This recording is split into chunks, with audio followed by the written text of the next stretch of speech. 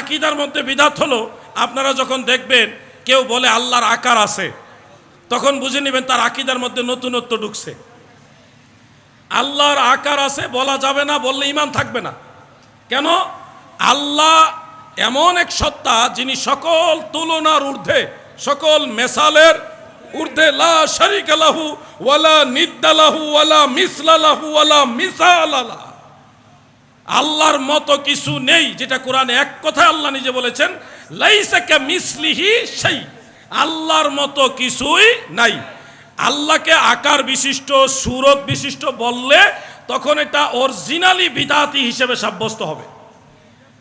আমলে বিদআতের সাবজেক্ট অনেক পরে, অরিজিনাল বিদআতি সাব্যস্ত হয় আকীদা দিয়ে। যারা বলবে আল্লাহর আকীদা, আল্লাহর আকার আছে, তারা হলো অরিজিনাল বিদআতি, আসল বিদআতি। আল্লাহকে আকার বিশিষ্ট কেন বলা যাবে না? আকার জিনিসটা হলো মাখলুক, আল্লাহ হলো খালেক। মাখলুক কখনো খালেক হতে পারে না, খালেক কখনো মাখলুক হতে পারে না। আপনি কুরআনুল কারীমের 4 জায়গায় দেখবেন আল্লাহর একটা নাম আছে, ওই নামটা আপনারাও জানেন। সূরা হাসরের শেষ আয়াতে একটা নাম আছে, হুয়াল্লাহুল খালিকুল বারিউল মুসাউবিরু লাহুল আসমাউল হুসনা ইলা আখির। এখানে আল্লাহর একটা নাম আছে মুসাউবির।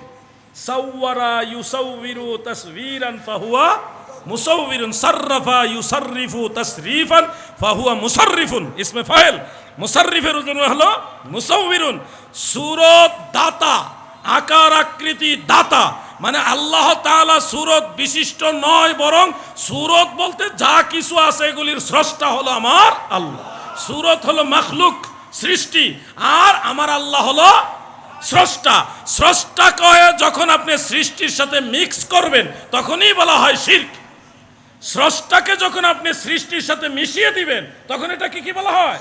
শিরক। অতএব যারা আল্লাহ তাআলাকে আকার বিশিষ্ট বলে, তারা আল্লাহকে সৃষ্টির সাথে মিক্স করে নিজেরাই মুশরিকের কাতারে চলে গেছে। এগুলি হলো অরিজিনাল বিদআতি। আরেকটা উদাহরণ দেওয়ার জন্য বলছি, আজকে ঢাকা থেকে এখানে আসার পথে একজন ইসলামী চিন্তাবিদের লেকচার শুনছিলাম। তিনি বলতেছেন যে রাসূল করিম সাল্লাল্লাহু আলাইহি ওয়াসাল্লাম তিনি মারা গেছেন বিদায় সাহাবারা কবর দিছে।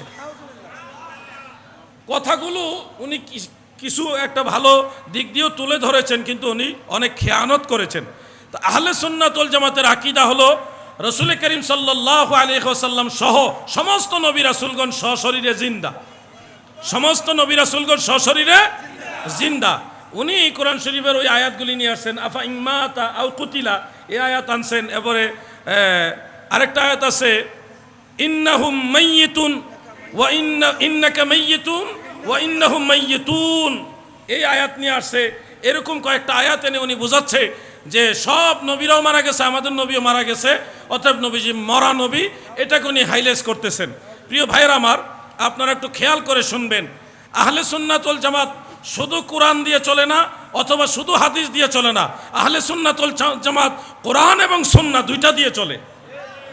যারা শুধু কোরআন মানে হাদিস মানে না, এরাও বাতিল। যারা শুধু হাদিস মানে কোরআন মানে না, তারাও বাতিল। যারা কোরআন এবং সুন্নাহ, ইজমা, কিয়াস সবগুলি মানে, নবীর তরিকা মানে, তারা হলো সুন্নি। কথাগুলি খেয়াল রাখবেন।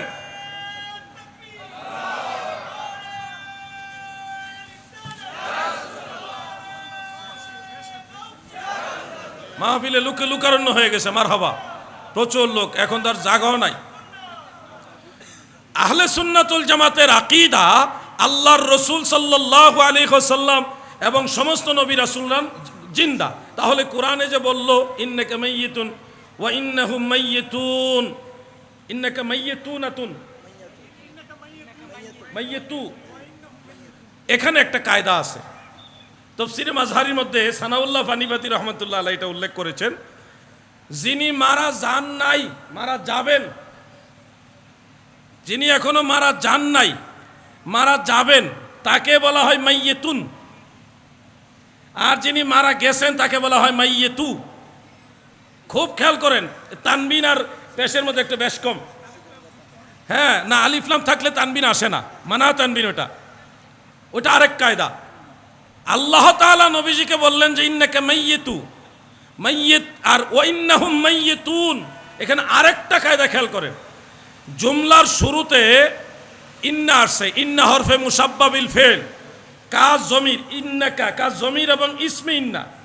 মাইয়িতুন এটা হলো খবর ইন্না, এরপরে ওয়াই আতেফা হরফে আতফ, এরপরে আবার ইন্না হরফে মুসাব্বাবিল ফেল, হুম জমির এবং ইসমে ইন্না, মাইয়িতুন খবর ইন্না। আরবি তরকিবের নিয়মে এটা হলো মাআতুফ আর মাআতুফ আলাইহে। মাআতুফ আলাইহে দুইটা কখনো এক জাতের হবে না, মুগাইয়ের বিজাত হবে, দুইটা দুই জাতের হবে। আল্লাহ তাআলা কত সুন্দরভাবে বিশ্লেষণ করে মানুষকে বুঝিয়ে দিলেন, হে জগৎবাসী, দুনিয়ার সব মানুষের মৃত্যু যেই জাতের, আমার হাবিবের ইন্তেকাল ওই জাতের না। সুবহানাল্লাহ বলে। কোরআন ভালোভাবে খেয়াল করো, কোরআন ঠিকই আছে, আমাদের বুঝের মধ্যে সমস্যা। অন্য মানুষের মৃত্যু আর নবীজির ইন্তেকাল শরীফ এক না। বেশকমটা কোত্থেকে হলো? বেশকমটা হলো রসুল পাক সাল্লাল্লাহু আলাইহি ওয়াসাল্লামের রূহ মুবারক সামান্য সময়ের জন্য নিয়ে ওই কুল্লু নাফসিন যায়িকাতুল মাউত এই কথা বাস্তবায়ন হইল, এরপরে আবার রূহ মুবারক ফিরিয়ে দিয়েছে। ওই নবীজির কথা, আল আম্বিয়াউ আহইয়াউন ফি কুবুরিহিম ইউসাল্লুন, রসুল পাকের হাদিস ইমাম জালালউদ্দিন সুয়ুতি রাহমাতুল্লাহ আলাইহি আল হাবিলিল ফাতাওয়ার মধ্যে উল্লেখ করেছেন যে হাদিসে মুতাওয়াতের দ্বারা সাবিত। মুতাওয়াতের মানে অকাট্য দলিল, কোরআন যেমন অকাট্য, হাদিসে মুতাওয়াতেরও তেমন অকাট্য। উসুলে তাফসীর নিয়ে যারা পড়েছেন তারা নিশ্চয়ই জানেন যে কোরআনের আয়াতের হুকুমকে মানসুখ করার ক্ষমতা হাদিসে মুতাওয়াতের আছে, আয়াতের হুকুম রহিত করে দিতে পারে। এত শক্তিশালী দলিল হলো হাদিসে মুতাওয়াতের। সেই মুতাওয়াতের বা তাওয়াতুর পর্যায়ের হাদিস দ্বারা প্রমাণিত আল আম্বিয়া ওয়া আহইয়াউন, সমস্ত নবীরা জিন্দা, এই কথা যদি কেউ অমান্য করে, নবীদেরকে জিন্দা নবী না মানে, সেই ইমানদার থাকবে না, কাফের হয়ে যাবে, কাফের হয়ে যাবে, কাফের হয়ে যাবে।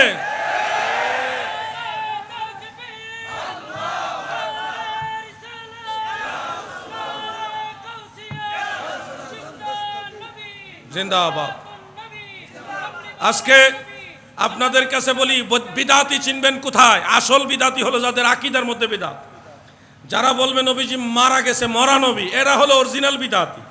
এরা কি অরিজিনাল বিদাতি? আপনারা যারা আছেন আমাদের নবীকে মরা নবী বিশ্বাস করেন না জিন্দা নবী বিশ্বাস করেন? পিছনের ভাইরা সবাই বলেন মরা নবী না জিন্দা নবী। তাহলে আপনারা সবাই সঠিক মুসলমান। আর যদি মনে মনে এরকম রাখেন না নবী মরা নবী, তাহলে আপনারা বিদাতি মুসলমান। ওই বিদাতি যারা রসুল পাকের হস্ত মোবারকে হাউজে কাউসারের পানি পাবে, ওইটা হলো অরিজিনাল বিদাতি।